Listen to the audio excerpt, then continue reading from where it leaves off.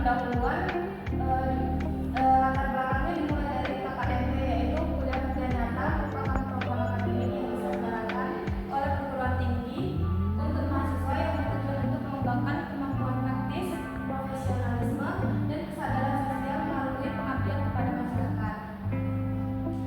Untuk pelaksanaan kegiatannya itu dilaksanakan di Kelurahan Ngatuyaman, Kecamatan Payangan, yang memiliki berbagai tantangan sosial dan kesehatan. Salah satunya yaitu banyak terjadi pernikahan dini. Nah, dari pernikahan dinilah di sini kita mengangkat mengenai sekolah pranikah dengan menggunakan metode pendekatan grafologi, di mana grafologi itu merupakan ilmu yang digunakan untuk menganalisis karakter, kepribadian, serta kondisi psikologi seseorang berdasarkan tulisan tangan. Nah, grafologi ini memiliki tingkat akurat sebesar 90%. Untuk metode yang dibahas itu menggunakan statistika non parametrik, yaitu lebih tepatnya diuji median. Untuk tujuan kegiatan, yang pertama memberikan edukasi kepada peserta sekolah pranikah Salimah Kelurahan Ngatuyaman terkait wawasan lengkap terhadap grafologi untuk diterapkan peserta baik sebelum maupun setelah menikah nantinya. Tujuan kedua, mahasiswa mampu menerapkan materi pembelajaran yang diperoleh selama perkuliahan untuk menyelesaikan masalah nyata di masyarakat, baik berupa sosial maupun ekonomi.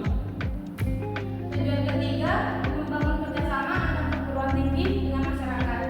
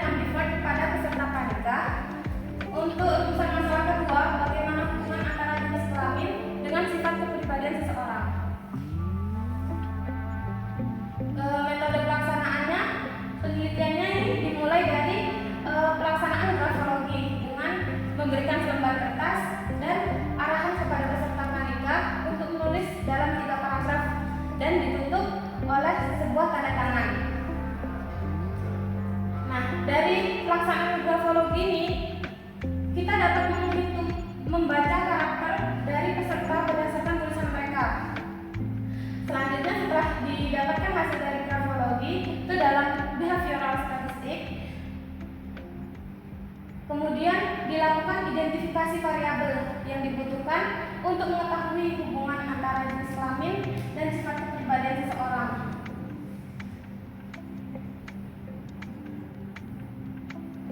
Berikut hasil dan pembahasan. Dari hasil pelaksanaan, yang pertama, menjalankan program serasi Sekolah Perangkat Sarima Indonesia dengan menerapkan pembelajaran untuk mengidentifikasi karakter seseorang melalui grafologi. Yang kedua, menganalisis masalah dengan menerapkan bidang matematika dalam penyelesaiannya. Nah, untuk bagian grafologi itu ada beberapa bagian tulisan yang bisa dianalisis di grafologi. Yang pertama ada tanda tangan, yang kedua zona tulisan tangan, yang ketiga bentuk dan ukuran dalam tulisan, keempat kemiringan tulisan, lalu arah tulisan, bentuk dan ukuran tulisan dan sebagainya. Nah, dari behavioral statistik itu kan tadi disebutkan sebelumnya dilakukan grafologi untuk dimasukkan ke dalam behavioral statistik.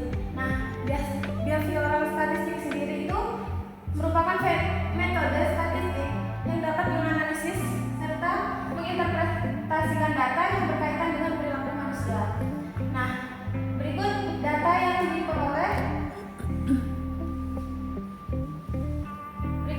diperoleh dari pelaksanaan grafologi sekolah pranikah, di mana untuk laki-laki itu terdiri dari 15 orang dan perempuan 20 orang, dengan satu itu menyatakan ekstrovert, dua itu menyatakan sifat kepribadian introvert, dan tiga itu menyatakan sifat kepribadian ambivert.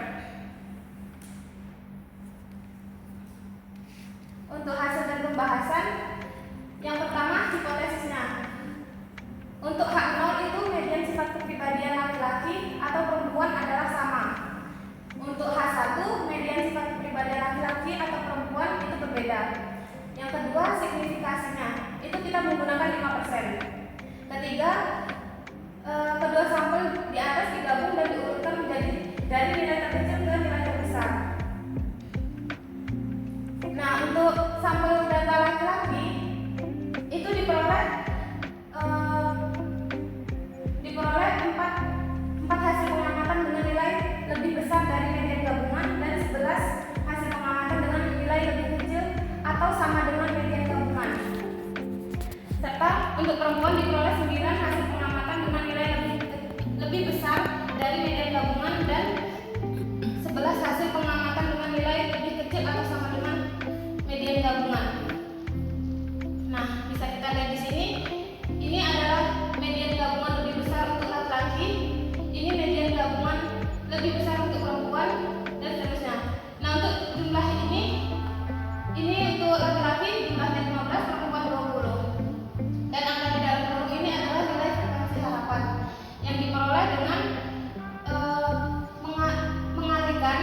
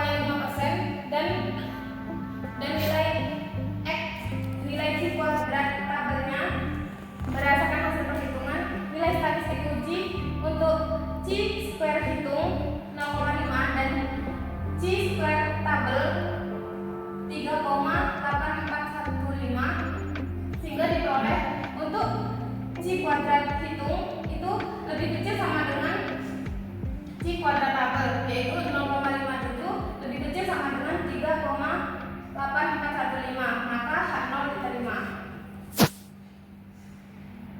Nah, dari perhitungan sebelumnya, maka diperolehlah karena C square hitung lebih kecil dari C square tabel pada tingkat signifikasi 5%, dapat disimpulkan bahwa yang pertama tolak H1 atau hipotesis alternatif, yaitu median kepribadian laki-laki dan perempuan tidak berbeda secara signifikan.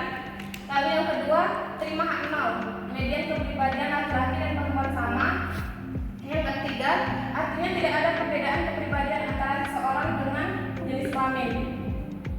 Untuk sarannya sendiri, untuk penelitian selanjutnya disarankan menggunakan metode lain seperti uji proporsi, uji Fisher atau uji statistik lainnya untuk mengetahui apakah terdapat perbedaan signifikan antara sifat kepribadian dengan jenis kelamin secara lebih mendalam dan bervariatif.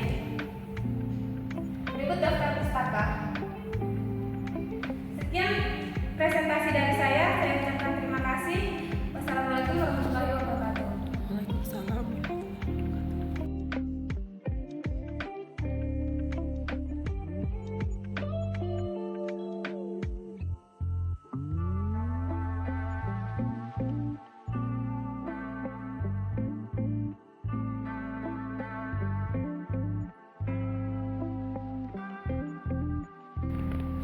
Bismillahirrahmanirrahim. Assalamualaikum warahmatullahi wabarakatuh. Selanjutnya kita minta perkenan dari Saudari Rahmawati untuk menyampaikan mempresentasikan laporan pelaksanaan KKN tematiknya di Tahtul Yaman dengan judul analisis perbandingan jenis kelamin dan sifat kepribadian pada remaja di Kelurahan Tahtul Yaman dalam persiapan pranikah menggunakan uji proporsi dua populasi. Kepada Rahmawati, disilakan. Baik, terima kasih Ibu. Lanjut saja, judulnya adalah analisis perbandingan jenis kelamin dan sifat kepribadian pada remaja di Kelurahan Tahtul Yaman dalam persiapan pranikah dengan menggunakan uji proporsi dua populasi.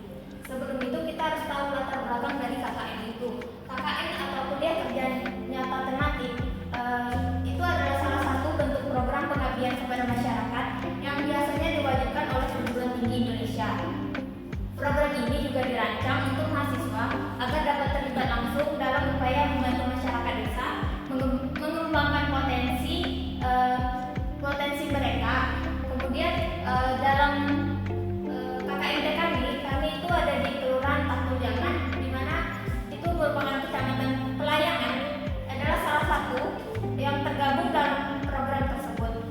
Mereka memiliki banyak tantangan sosial dan kesehatan, termasuknya dalam hal sanitasi dan perilaku masyarakat yang mendukung kesejahteraan keluarga.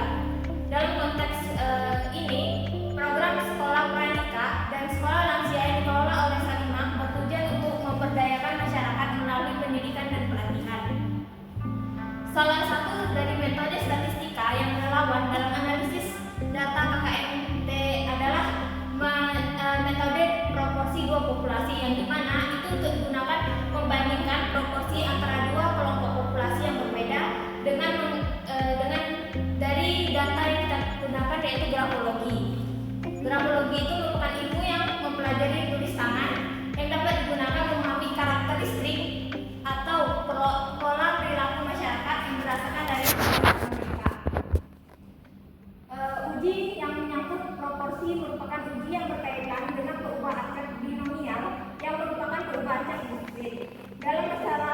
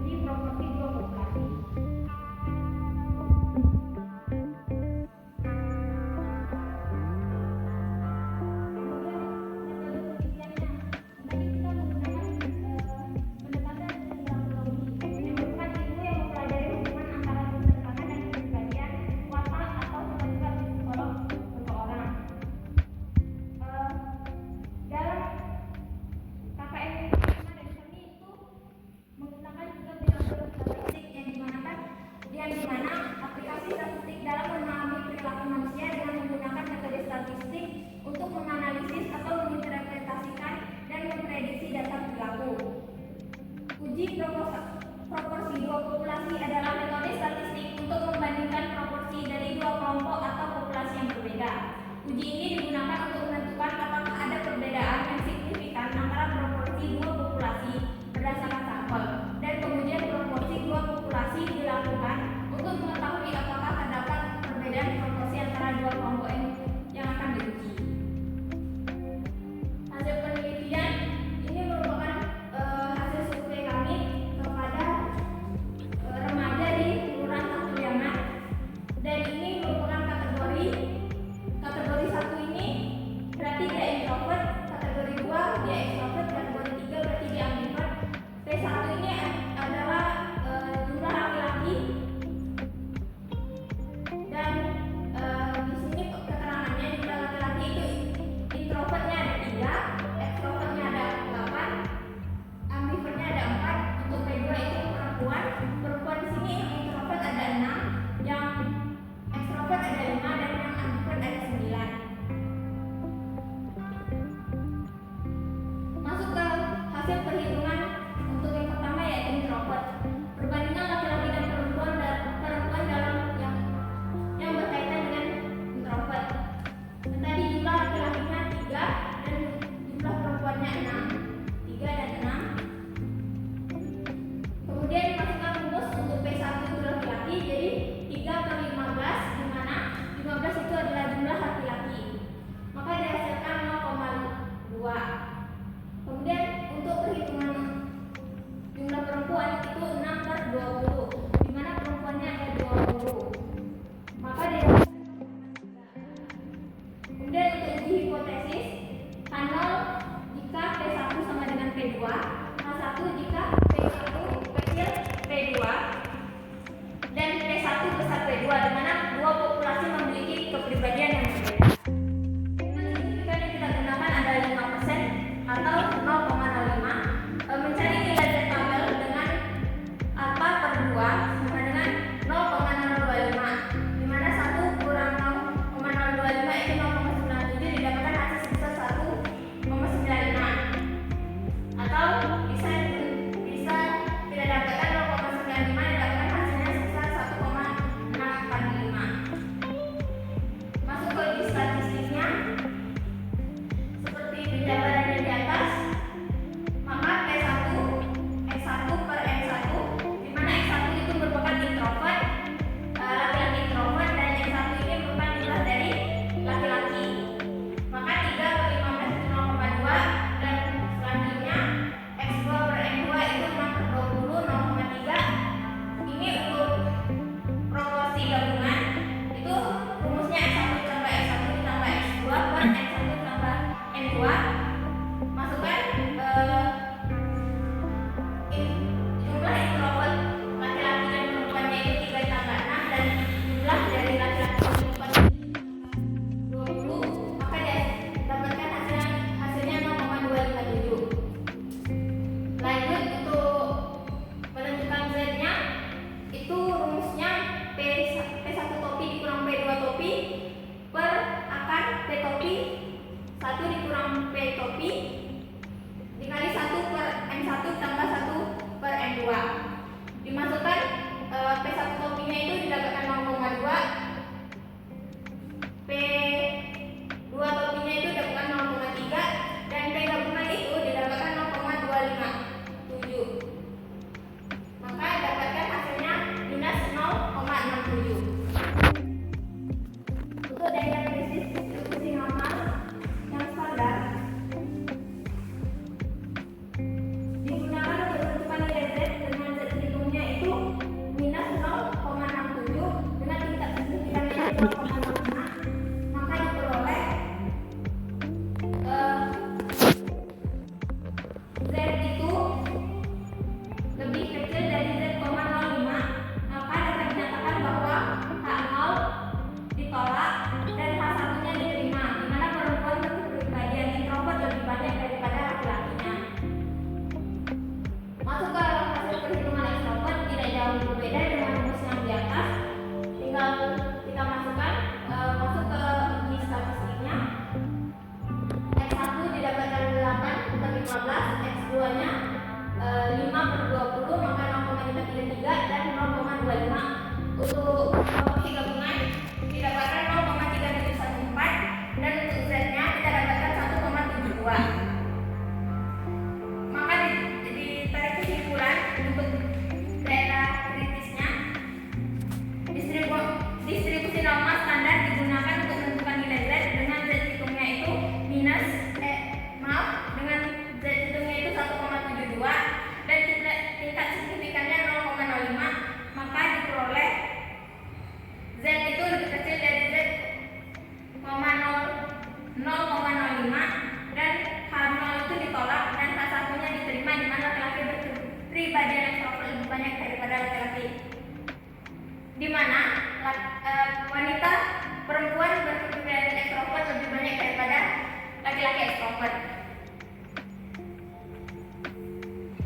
ada sampel ya. Ya. Kemudian hasil perhitungan ambivert itu juga menggunakan rumus yang tadi, maka langsung aja ke uji statistik ujinya, yaitu 4/15 di mana 4 jumlah laki-laki introvert ambivert dan 9 untuk perempuan ambivert. Kemudian proporsi gabungannya didapatkan 0,3714 dan untuk Z-nya itu didapatkan minus 1,11086. Untuk daerah kritisnya distribusi normal standar digunakan untuk menentukan nilai Z dengan minus 1,11086 dan tingkat signifikannya itu adalah 0,05, maka diperoleh bahwa Z itu lebih kecil dari Z 0,05 dan di mana perempuan berkepribadian ambivert lebih banyak daripada laki-lakinya ambivert.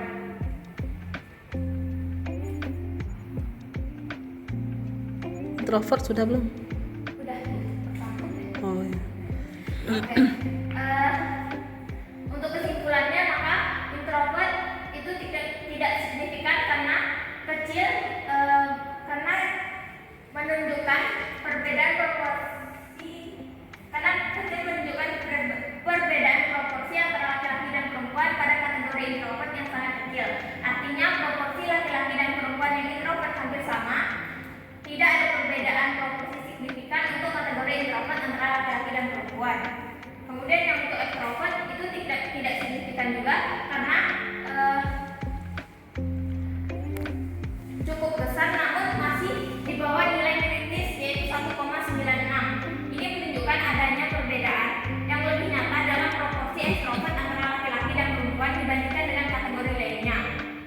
Kemudian perbedaan ini belum cukup signifikan secara statistik, tidak ada perbedaan proporsi signifikan dan kategori extrovert antara laki-laki dan perempuannya itu tidak jauh berbeda. Kemudian yang ambivert itu juga tidak signifikan karena menunjukkan perbedaan proporsi antara laki-laki dan perempuan pada kategori ambivert tergolong sedang, tetapi masih relatif kecil. Dengan kata lain, laki-laki dan perempuan memiliki proporsi ambivert yang tidak jauh berbeda. Tidak ada perbedaan proporsi signifikan untuk kategori ambivert atau antara laki-laki dan perempuan. Referensinya ada berapa tadi, Rahma? Referensinya ada 5. Tambah 5 lagi ya, jadi 10.